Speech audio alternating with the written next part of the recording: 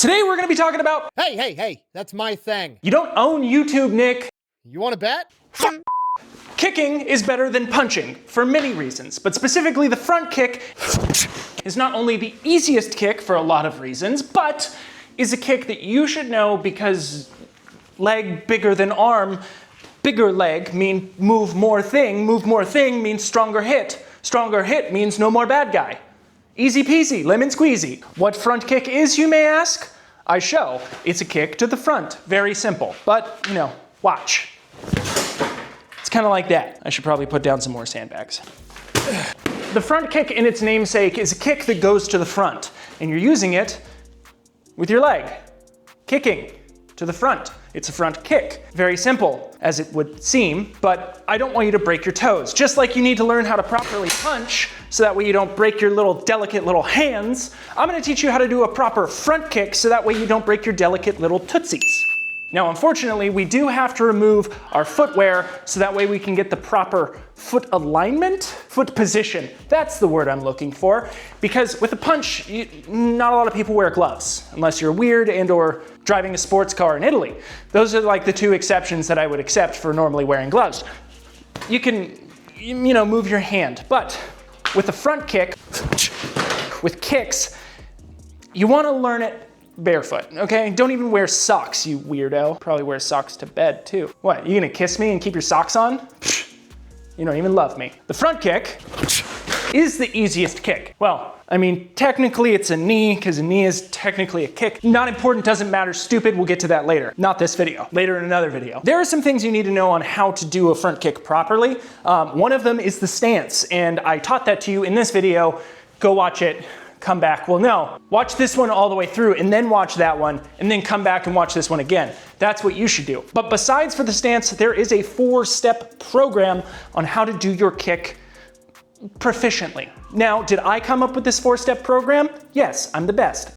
Very similar to the steps in Alcoholics Anonymous, which you should probably work on. Fix your life, do better, but don't stop your addiction with watching these videos.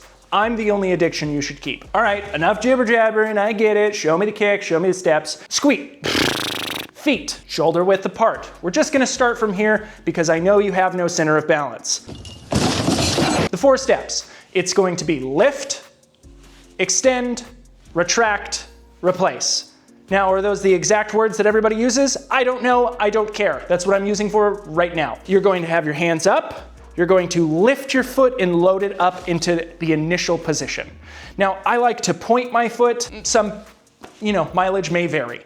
But from here, I can kind of go into any different position. From here, you're going to extend. This is the kick part of it, where you kick out in front of you, and then retract, where you pull the leg back, and then replace, where you put it down. Those are the 4 steps, and you should take them slowly. Now, if you can't balance, like you saw me losing my balance because I am lightheaded and might pass out in this garage, grab onto a buddy, a railing, your heavy bag, whatever it is, and you can just go right here and practice the 4 steps. Up, out, back, down. Load, extend, retract, replace. See how easy that is? Beautiful. Your body is a machine, and if it's not yet, it can be. A well-oiled machine, and I believe in you. And well-oiled machines move in specific processes. Specific processes are the most efficient way to do something. I like to call it economy of motion. By following the 4 steps, you're ensuring that your body position is in the right spot while you're doing the movements. Now, I know that kind of seems redundant, but here, let me explain. If you were going for a front kick and you load your leg up, but now the opponent is in a different position, let's say off to the side for some reason, because you can teleport, because you're fighting a teleporting man, or maybe you're fighting multiple opponents, and now this guy is more of the threat. Now, instead of having to commit to the front kick because you're just lobbing your leg out there, which also is not gonna give you power or consistency, you can move, divert, and change what you're going to do. If you load your leg up and you say, I no longer wanna do this, you can step back down. Where if you're just swinging your leg or kind of flopping it up there, there's no consistency with that, and thus switching to something different is going to be a lot harder. If there's a guy to the side instead of this guy, and I load up, I can kick out to the side rather than in front of me. So that long-winded answer, all to say, it gives you more versatility as well as consistency.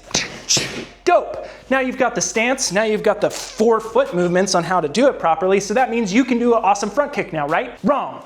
You don't know the foot position on how to hold your foot so you don't break your tootsies. The front kick is hitting with the ball of the foot. What is the ball of the foot? That's this part right here. Right here, if you can see it. Why are we hitting with that part of the foot? Well, it's kind of like the fist for the foot, if that makes sense. I know you would think that it would be like the toes, but your toes will break. So broken tootsies, we established this. I don't want to keep having to say it. Not fun. Kind of more the palm. It's the palm of the foot. That's what I said first.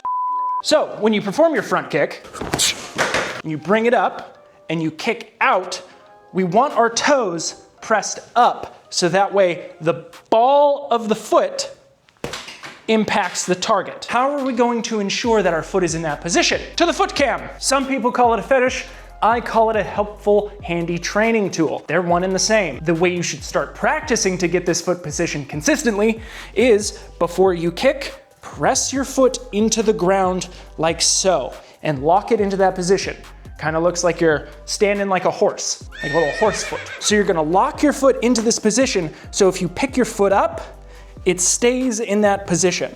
That way you're starting to establish the muscle memory, so when you pick your foot up and kick out, that's how your foot is positioned. But it's not as simple as just picking your foot up and kind of flopping it out there for a front kick, right?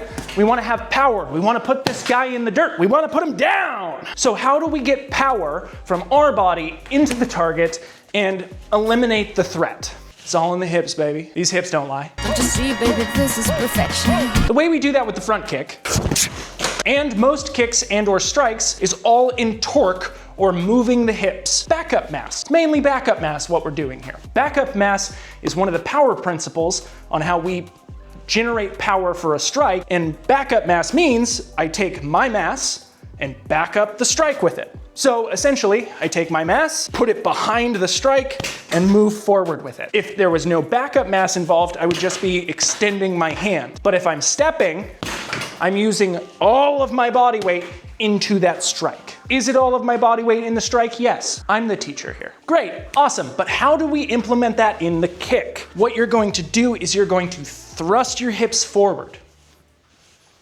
Don't judge me. This is serious. As I lift my foot up and extend my kick out, I'm going to drive my hips forward. This is going to put my mass behind the strike, and it looks like this. That allows me to put all of my gravity this way into the strike, instead of just snapping my leg.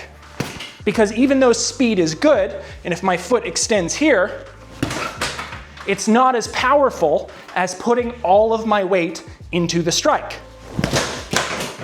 Now, for those of you that are working with one of these heavy bags and these heavy bag stands and not like a super expensive heavy bag stand, I highly suggest getting some sandbags. When you start putting a lot of force into this, this moves real fast. Just a suggestion. Okay, class, we have our 4-step program on how to properly perform the kick or to execute the kick. We understand that we need to put our hips into the kick, as well as the proper foot position and how to ensure that our brain holds on to that proper foot position, so that way, again, no tootsies broke in the front kick. When you put all of these together, you should have a proper kick that looks a little bit something like this. Now you can perform this with any side, left and right. You can go forward or back with it. For most kicks, I prefer to keep driving forward and land forward rather than to go back, but there are circumstances where you would want to kick and drive your weight backwards and move away from the opponent. Exercise time, because you can't just learn this by watching. You need to do it. So there's multiple things that you can do to help your hips get mobile, some stretches, as well as exercises to make sure that you can actually learn this kick properly. So first and foremost is learning that foot position that I showed earlier and locking that foot into place and keeping it throughout the lifting and the kicking process. Practicing the 4 steps, the up, out, back, and down, and ensuring that your body goes through that motion every single time. Doing it in the air before you do it on the bag, because as much fun as it is to hit this thing and really get the weight moving around and feel like a man. Oh yeah! It's important that you understand how your body is moving without it. So what I mean by that is just going into your stance, kicking, pushing those hips through, and landing forward, and take it slow. It's okay to do what's called Tai Chi speed. Slow down, because if you can do it slow and controlled, you can pick up the pace slowly as you go. Add a little bit more speed each time. So if you did really slow, pick it up a little bit the next time, and then the next time, and then the next time.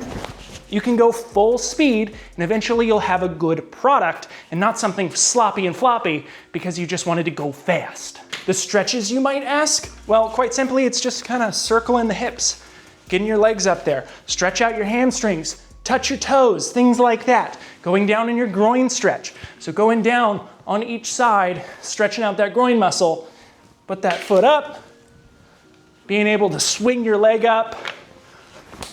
Those will all help get your muscles all nice and loosey-goosey, so when you try and kick at your waist, at your belt line, you're not gonna cramp up and be unable to do it. All right, my degenerates, that's all I've got for you today. Thank you for stopping by to the dojo. Hopefully, you now know how to kick. You should, because you should have been listening. I've got my eye on you. Anyways, that's all I've got for you. Thanks for coming. Gay. Thank you for watching. Please subscribe, like, share. It helps me. It's completely free for you. Do your part, okay? Do your part. Anyways, go out there, practice, become a capable human being. Go out, find a martial arts class, make some new friends, go touch grass. Okay, love you, bye.